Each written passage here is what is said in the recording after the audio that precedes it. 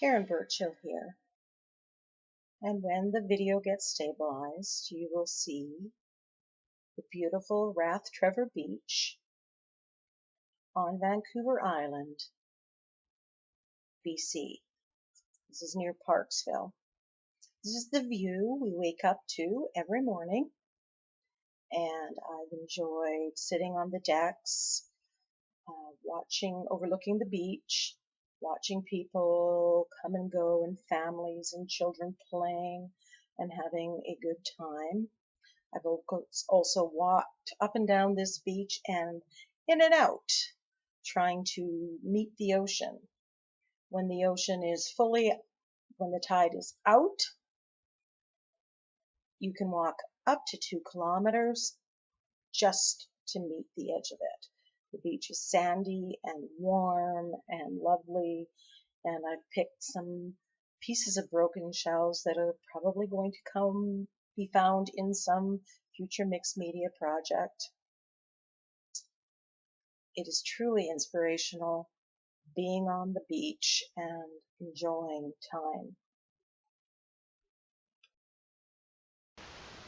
So here you see the book that I had to go out and buy in Parksville, BC. I had to hunt down some thicker paper. This is a 110-pound paper. It is a sketchbook, but I think that it will do the trick. It seems to be a little thicker than anything else that I could find. I have already gessoed the papers, and the reason I had to go buy this on holidays is I plan just to make ATCs on the back of my journal prompt cards and on some recycled pieces of cardboard. So those are some of the ATCs that I've been quite happily making on my holidays. But for this mountain-inspired mixed media page, I needed a little more space. So that's how I've gotten to this stage. Wasn't sure which way I was going to go. Decided to go this way. And I'm going to lay in some color onto the background. I am basically going to put in some skies, some trees on the side with the mountains in the middle. And I find that even though whatever layers you may put later may cover up the color, it does add a certain depth to the color. So I'm putting in a variety of blues for the sky, and a variety of greens for the trees on either side, and a variety of grays and blacks and browns for the mountains in the middle. So I'm just putting on the Inktense Blocks dry onto the gessoed surface. And I find that putting the Inktense Blocks down is a good way of saving the color of the Lindy's starbursts. Often if you put those onto a gessoed surface, they get a little washed out and you lose some of the vibrancy. But when you lay the Inktense block some color underneath it adds that certain depth, and you do not lose the vibrancy of the Lindy's sprays.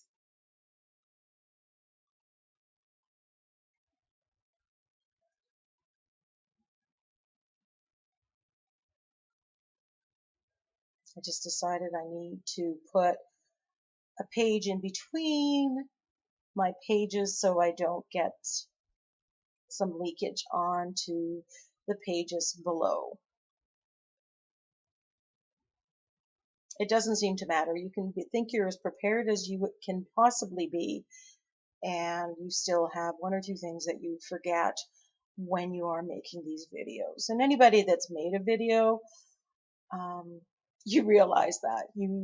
I tend to try to organize things ahead of time, but I am always amazed at how many things.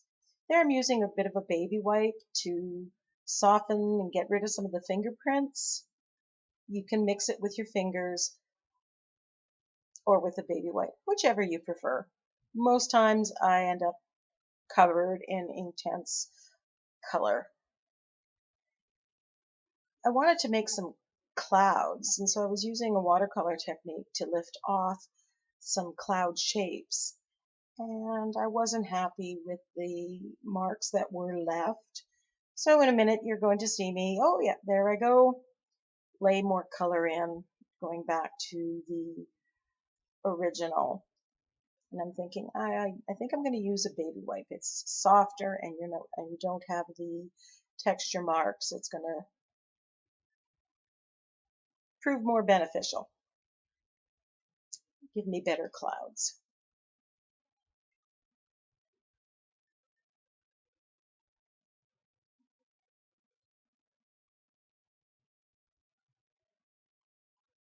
So there I go, just kind of spinning a little bit, pulling off to get some, again, lights and darks in the sky, something of interest.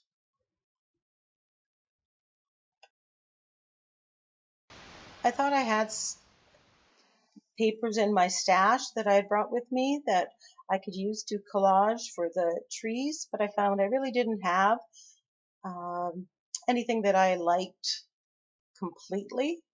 There was one paper towel piece that has some orange and greens on it I'm going to use.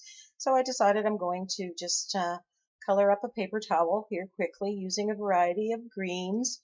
I'm checking out my um, photo to get the different greens and the highs and the lows and the colors. So I've got green, yellow greens and dark greens and all different names here.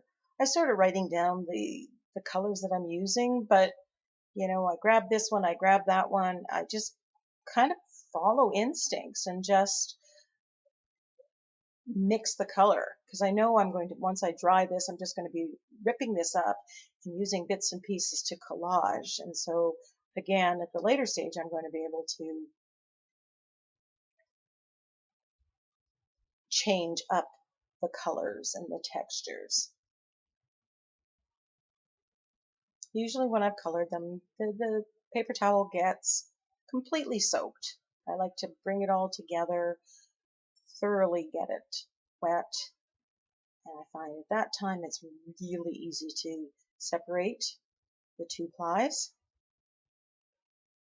which gives you the advantage of basically the same colors, but the top sheet is considerably darker than the bottom sheet, which I'm going to use to my benefit when I start the collaging thing. We're just going to dry it here quickly.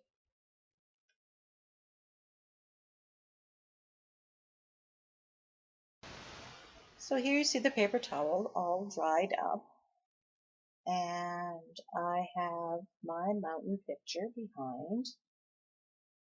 So I'm going to use the several sheets of green. I have some deli paper with blue, greens, and purple splattered on it.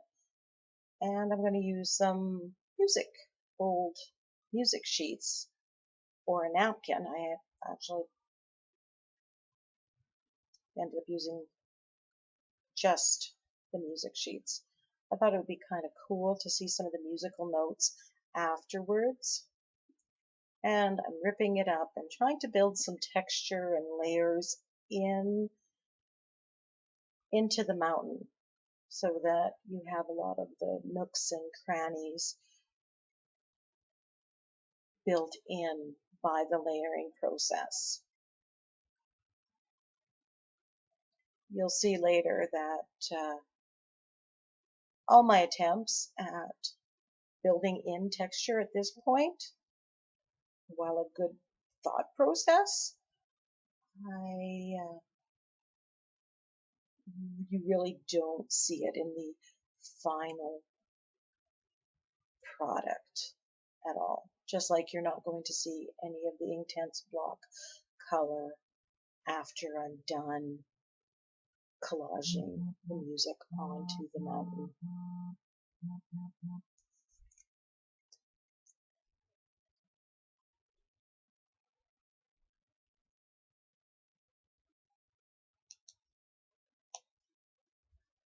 So here I am. I'm thinking I'm going to start collaging the trees. And nope, I decide that I need to do the sky. In retrospect, I should have been doing collage the sky first, then the mountain, then the trees, starting from what's the furthest behind and moving forward. Like I said, this was a good exercise and I learned a lot about the process. This really is the first time I've ever even attempted to create a picture using the mixed media process. Any other times I'm making a lot of backgrounds and colors and texture building and textures, but this had a very different feel to it, so I was really stretching myself with it. And I can honestly say that at every stage I really did like what I was doing. I could see an improvement, but there is, and I've left those in, a lot of trial and error and rethinking things and changing things.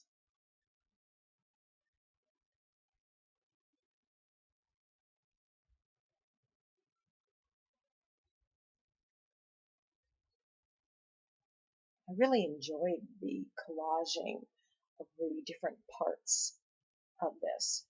Here I'm picking and choosing from the different paper towels that I have the colors that I want to get a nice mixture.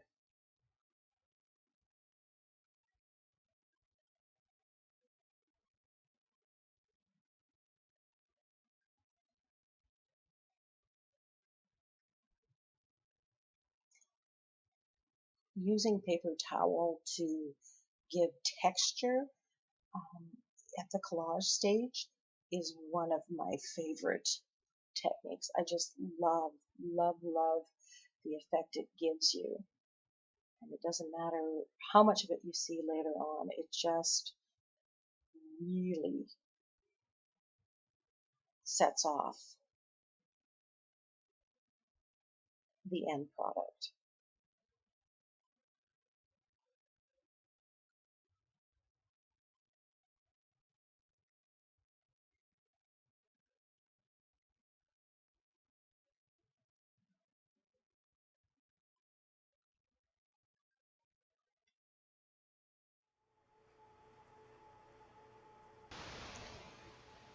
So the Mod Podge is dried, and I'm not really happy with the music paper. I'm really happy with the sky and the sides, the green for the trees.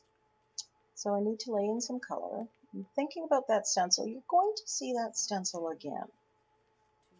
I'm thinking it would make nice effect for the blocks and the rocks.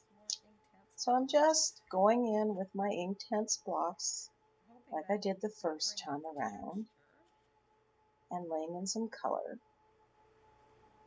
And my hope is that all the collage pieces will give the effect of the mountains.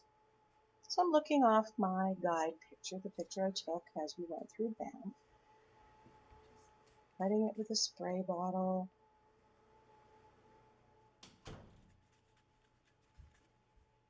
blending with my finger. I'm still wanting at this point some of the music notes to show through.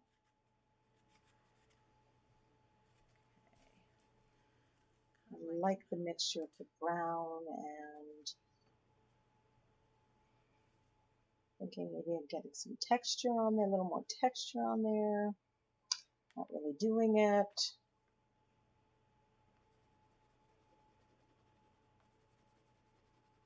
Gonna add some white to build up some highlights and lowlights and get more the color that I see in the picture.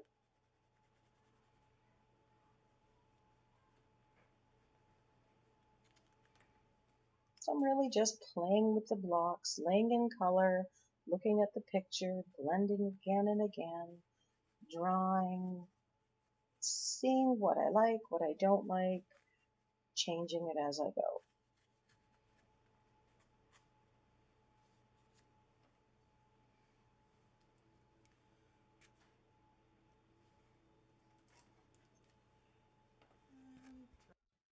So I'm going to dry this, and there we have it.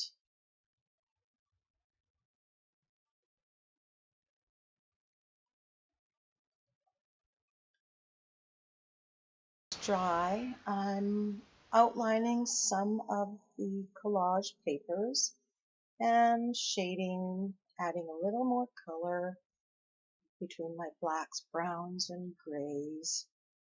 Also adding some dark spots where the forest trees are. I am looking off my color to some degree, definitely taking some artistic license here. I'm thinking I'm going to just kind of set off this mountain with this. I'm trying to build in some perspective, things, parts of the mountain that are closer or further.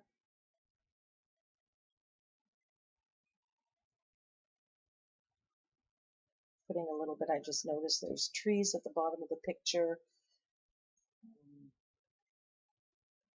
So adding some greenery at the bottom of that mountain.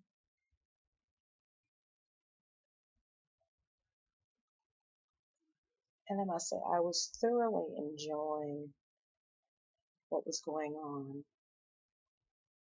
this page. I'm trying to make, little bits of spikiness for the evergreen trees that I see. There are also some poplar trees in there.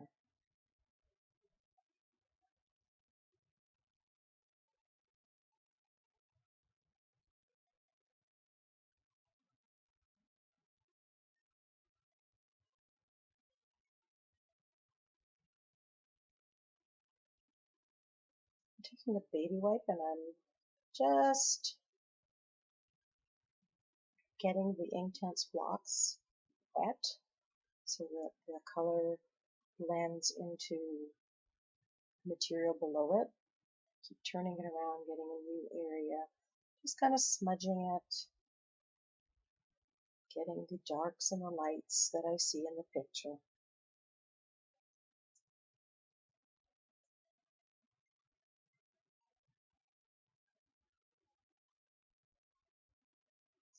Right then I'm thinking, oh, I really like that shadow there. That's very close to what you see in the actual picture.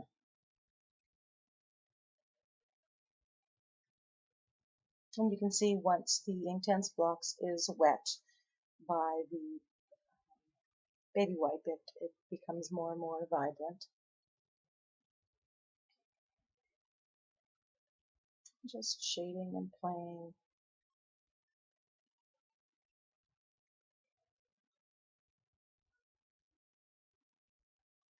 At this point, I rather liked what I had, and I wanted to rub off some of the gray so that I could see a bit of the music.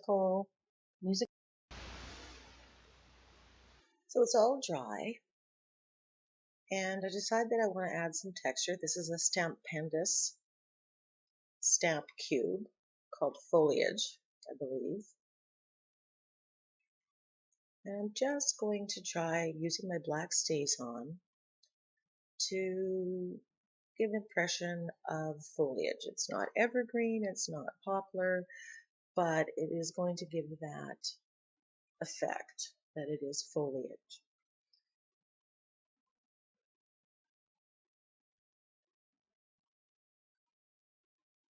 Definitely using the block or the mounted stamp right now is a bit of a hindrance.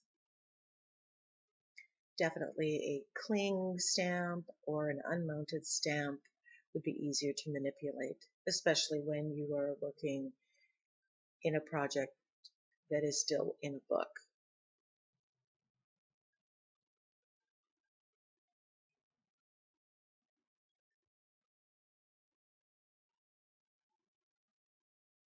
Getting a little more foliage at the bottom because there are trees in the picture. This stamp, I believe, is from Finnabar. It's a great texture background stamp. And my script, I decided to put some script on the mountain.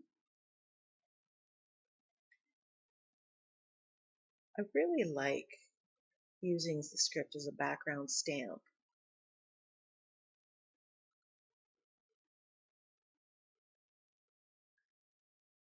Put a little bit of this, or a lot.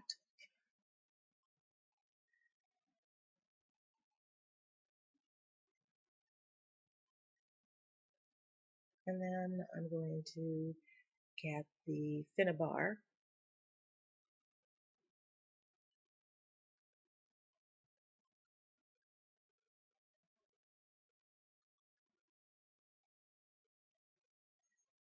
stamp. And I'm really liking the effect that this has.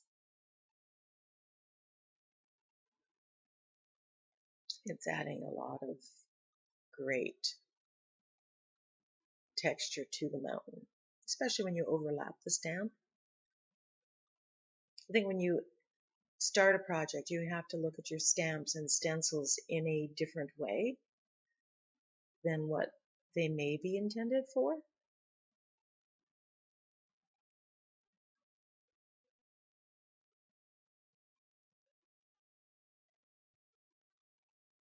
Covering up the stays on, that was important. So I promised that we would see this stencil again. And I am going to use what looks like a snakeskin stencil. It was a new one that I got at Clipper Street in Langley. I thought it looked like a little bit of rocks. So my thinking is that if I put this on different places, that it will give that illusion of depth.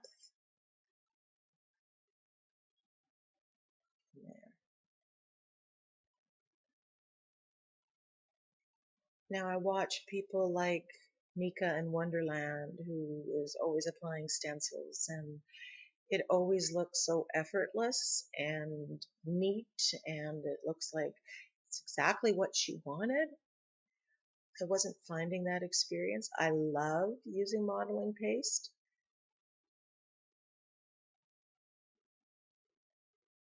but I admit I'm struggling. And as I'm looking through the video, I'm wondering, it's a rock, it's a mountain cairn. I don't think it matters if you have little bits here. It's just going to add to the overall effect. But type A perfectionist Karen was coming out and demanding that I clean it and it be quote unquote perfect.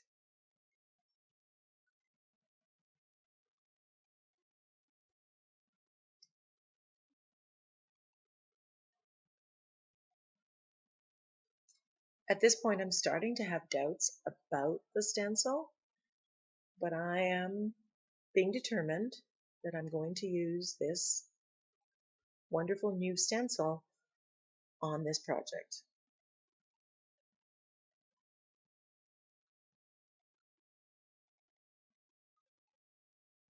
In a minute, you're going to see me actually get rid of the modeling paste that I've just put on.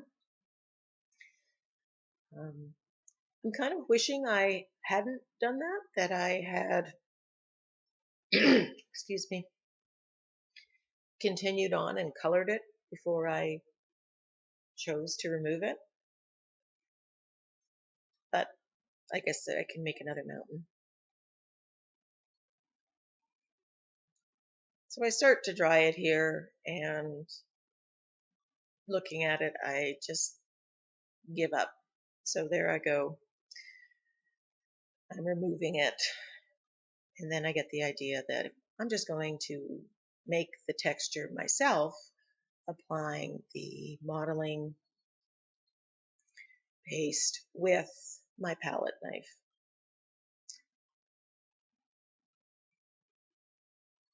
And again, there's so much freedom here because while you have the random, the shape of the mountain, the nooks and crannies and the rocks it's totally up to you. There's not much you can do that's wrong.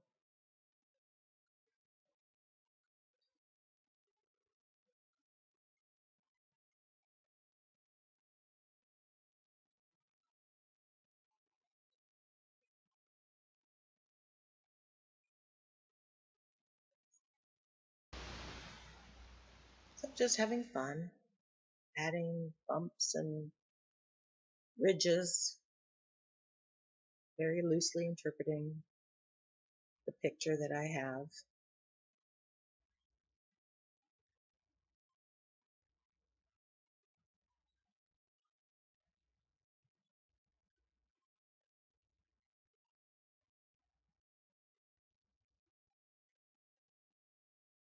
Trying not to put it on perfectly evenly because I want that texture. As you've seen through this whole video, I keep building in the texture for this mountain, but this mountain will not beat me.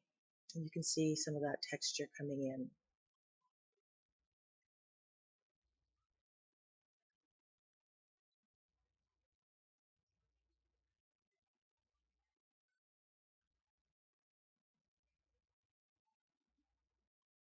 So there's the stencil again. Thinking if I push it down on it, I can get that imprint on there. And no. So my Finnabar stencil, and this worked rather well. It just really gets into your stencil and you have to clean it as soon as possible.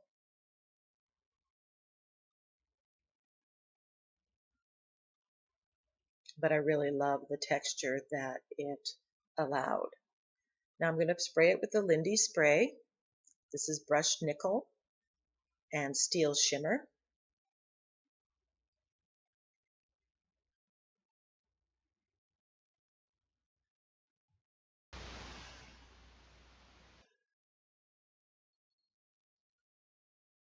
And I'm going to be putting on a couple different layers onto the mountain, trying to manipulate it so that it gets into the nooks and the crannies. And I find it works best sometimes if you're manipulating your page at the same time as drawing. You seem to have more control.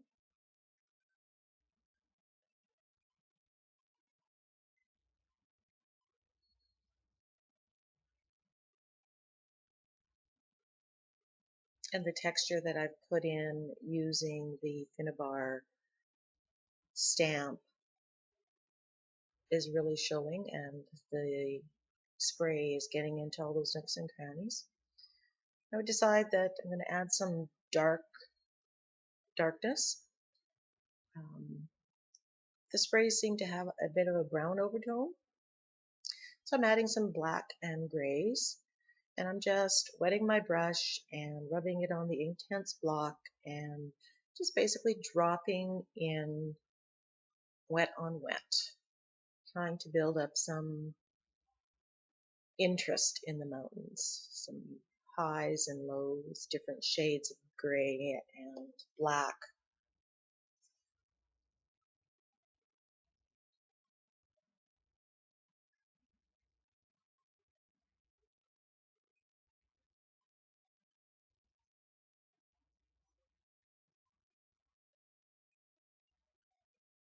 I didn't bring very many brushes with me on my trip, so I'm limited to the 3 brushes that I brought. So that's kind of a challenge. I'm limited to the brushes and whatever materials I brought with me.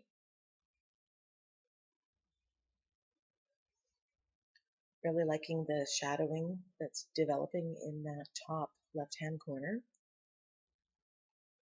and on the lower right.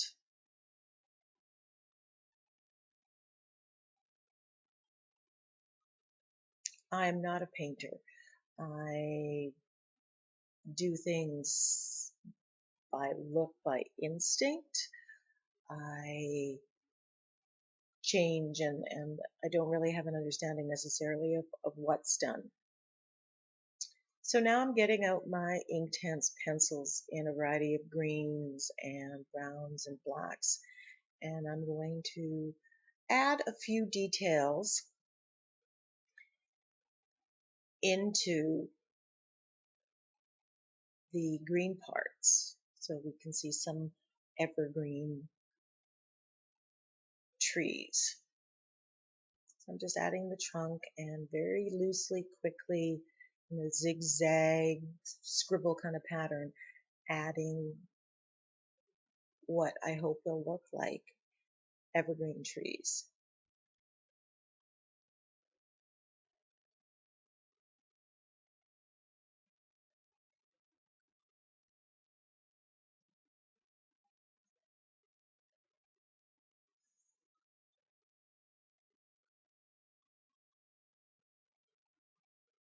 I'm not following the picture at this point. I'm just placing them here, there, just for the effect.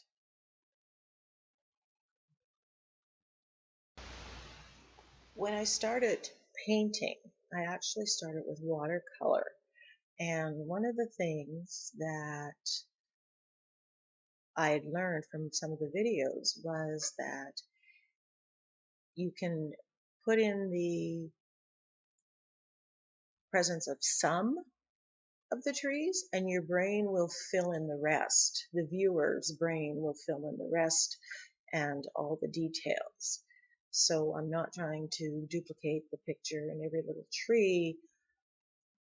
I'm following that, hoping that when you view this, you see all the trees in the forests in the mountain range.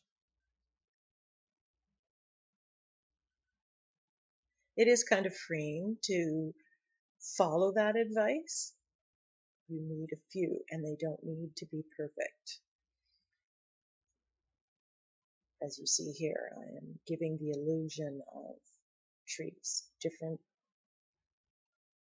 textures and structures, which is what nature really has.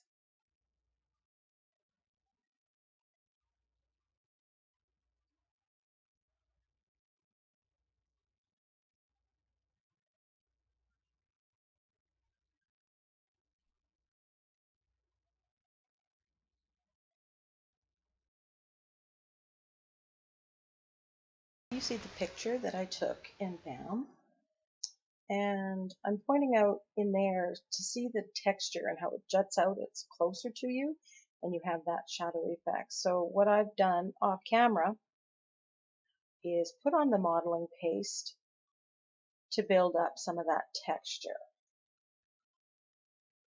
I also started putting on some trees on the other side using a different technique. Here I did with Inktense pencils, and then I remembered a technique using credit cards that I got from Lindsay Weinrock, the Frugal Crafter. So I'm on the craft mat, I am putting some water, and I am using a variety of greens and browns and blacks, making little pools of each and just dipping them in to the ink, the colored Inktense, and then using the credit card, the narrow side or the wider side, to make the tree trunk and the branches, going for a very uneven kind of look. So back and forth I go.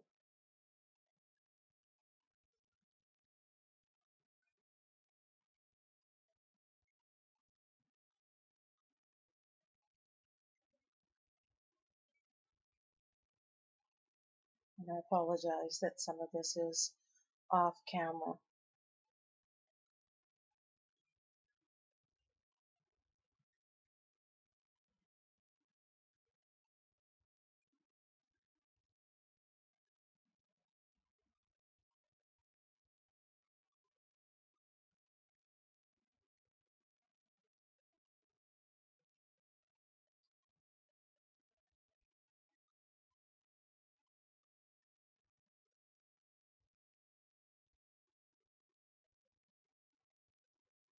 So here I decide that I'm going to use my acrylics. I remembered that I brought my Liquid-X Basics, so I grabbed some greens and browns and blacks and whites, and I'm going to use those to put the trees on. And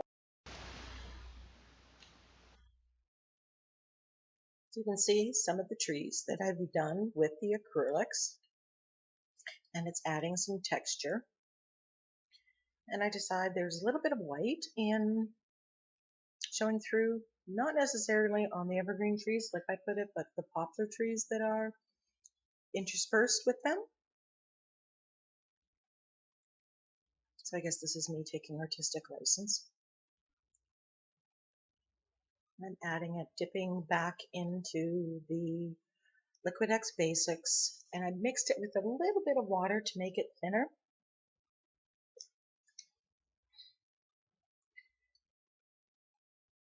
And because everything on with the paper towel was Mod Podged, if I make a mistake, it's very easy to wipe it clean without any problem at all.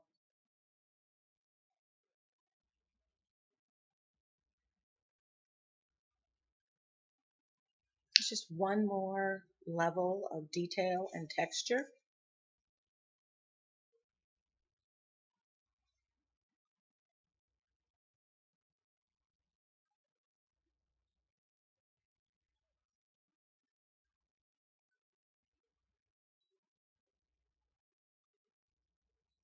It's funny, at various moments during the creation of this page, I could have said, I'm done, and it would have been perfectly okay. But every time I added a little bit of detail and I troubleshoot as I go along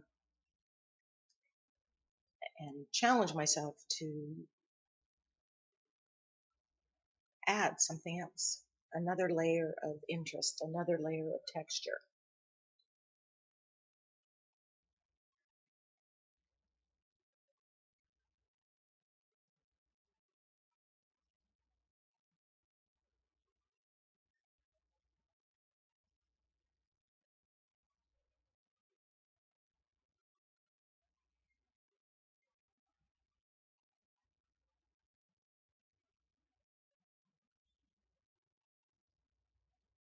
If we can see it close up. And the other side, in comparison, just looks flat now. So you can see how much it adds, adding this one step of adding basically the same technique with acrylics instead of the Inktense blocks.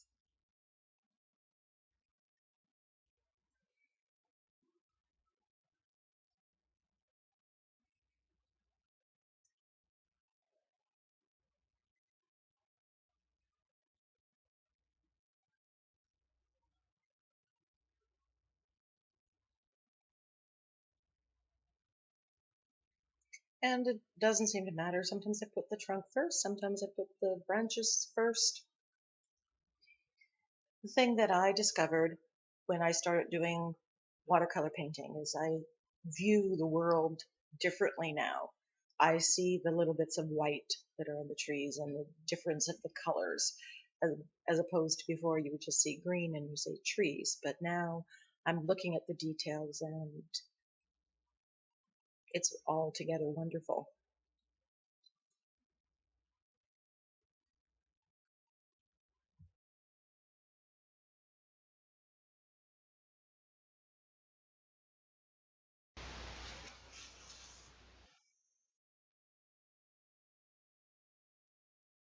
Just adding more acrylic trees.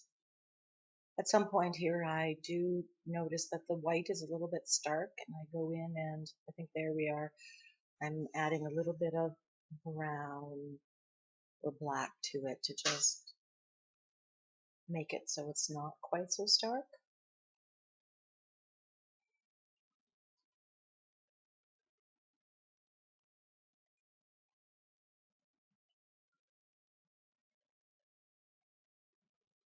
You just follow your instinct and you can do this. It's nothing specific.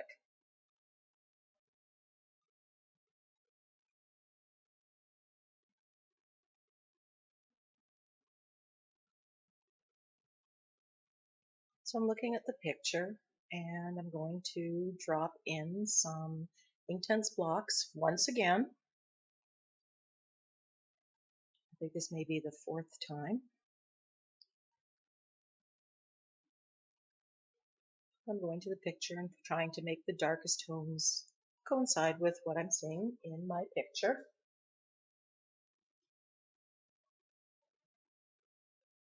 I find with the Inktense blocks and as with watercolor, if you dry everything, if everything's dry and you come back, you drop more in, that's the way you can build some depth of color.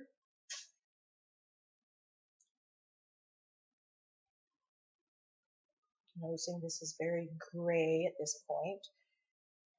I want that part that I'm painting gray to seem to be closer than the rest of the mountain.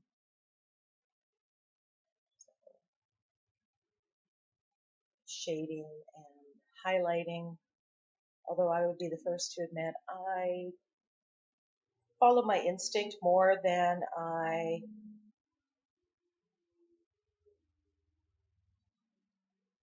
know it from a academic point of view. But the more you do, the better you get. I kind of see some streaks in there, and I'm trying to make my paintbrushes do what I see in the picture. No fear, you make a mistake, you go back, you correct it.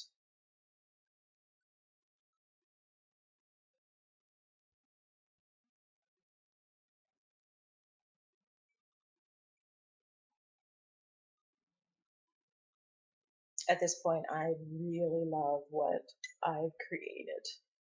And I'm adding a bit of Lindy spray on top of it, again in the brushed nickel. I just wanted that little bit of bling. There I'm showing you the inspirational quotes. I have a whole bunch printed out and I have selected mine as I was drawing because you always have to multitask, or I seem to. Another layer of Lindy spray. I just want, and off camera I added a little bit of Martha Stewart's metallic silver to the high points, and it really finished it off. So the quote that I picked was breathe out the past, breathe in the future. When I think of the mountains, it's just that crisp mountain air smells so good. And the mountains that we're seeing here are kind of halfway point between Saskatchewan, where I presently live with my husband, and Vancouver Island, which is our retirement destination in a couple of years. Here I'm spraying the copy paper with Cactus Gold glitz spreads and trying to dry it without them flying away. There we go. I put 2 layers on to get the depth of color, and I picked the gold because there is a little bits of gold in the painting. I'm applying the quote with golden gel medium, and I chose to do that because there is a lot of texture going on there, and I wanted to make sure that it stayed put. So there I'm doing a little cosmetic surgery. I ripped it and have to piece it all together, and there, oh, came up again. Oh, the imperfections of us all. And I don't care how good you are, you're going to have those things. So don't feel bad if you're having problems. Here I am outlining it with my sepia ink Inktense pencil. And normally I would wet this with a liner brush, but I don't have a liner brush, so I'm having to make do. And I just like the way that it just made it pop in there.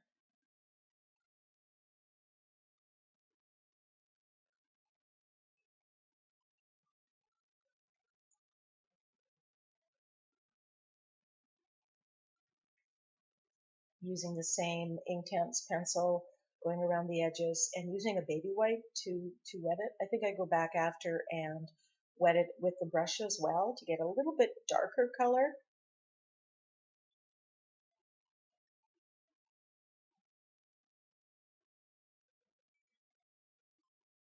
Just setting it off, framing my picture.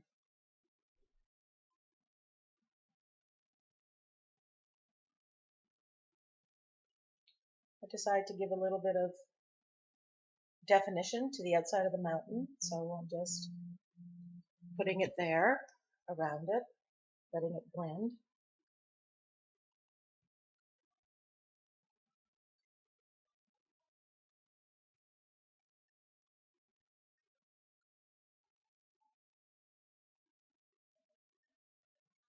And I'm going over the letters. They faded a bit after being sprayed with the cactus gold.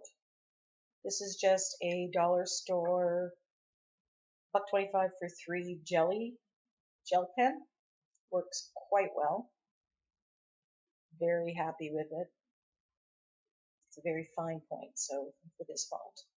The font that I've used here is, I'm not sure what the name is, but it was a free font that I just downloaded into Word.